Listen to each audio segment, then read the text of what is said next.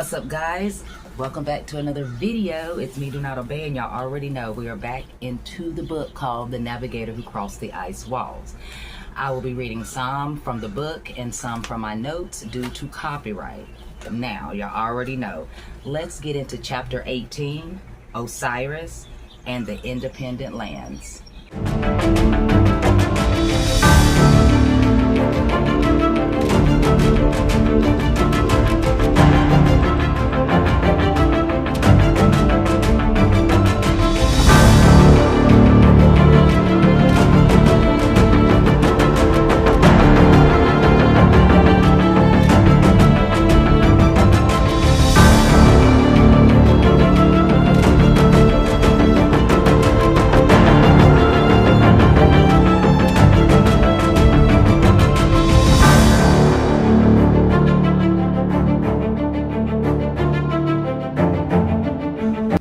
What did we need to accomplish our last step? That our brothers change their perspective and break the conditioning was key. Our forces could never liberate a people who defended their oppressor. In their minds, we would be the colonizers who put at risk their current state and also their lives. The custodial system was strongly implanted. The existing air pollution also hindered our mission. Although there was great resistance from several sectors, it was still not enough for us to act. Surprisingly, several other races visited us with the intention of acting against the custodial yoke. That was really exhausting as well, as threatening their circles, all help was welcome. The Pleiadians were interested in also being able to liberate the source and annihilate the oppressive races. Their system was close to the second dome existing near the second ice walls, and the passage between the mermaid lands and the island of death was unfeasible. Not many could survive the beasts that existed there, so everything had to be done by air. The Pleiadians had been under custodial power for some time and had left them on the verge of extinction. With their great tech and development of ships and spirituals, made them miraculously resist, and today they became a great free society. But at least they're free. Now, y'all, let's get into these notes. Now, the Pleiadians, since they were close to the ancestral lands, 1, they were aware of the custodial attempts to enter. 2, they witnessed them using the humans to enter. You know how they were slaughtering all of us.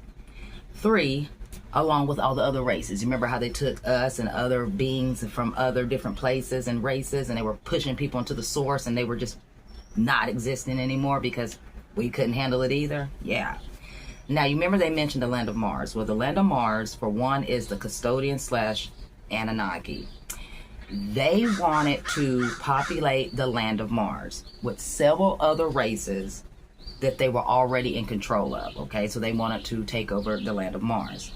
The local race that was already there had not put up much of a fight against them at all. Like, they wasn't even prepared or ready.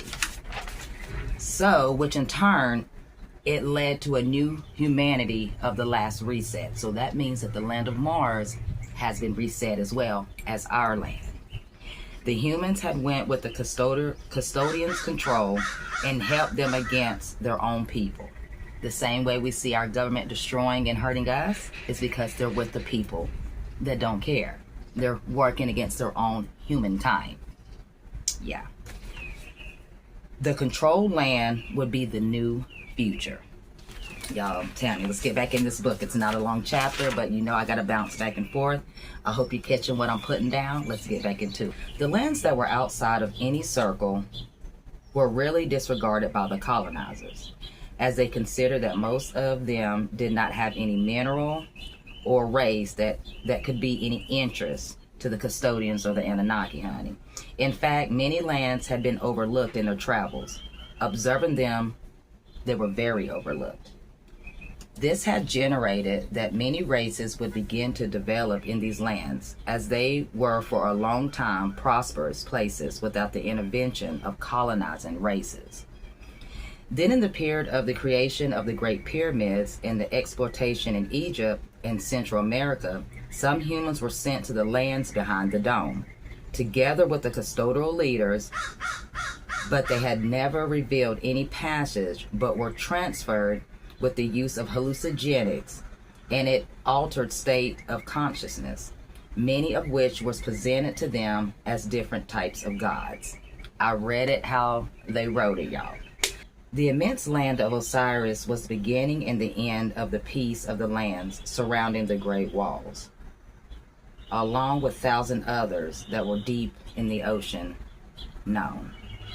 Osiris, one of the custodial leaders, took a colony of humans to these lands, but they never let these humans manage to leave.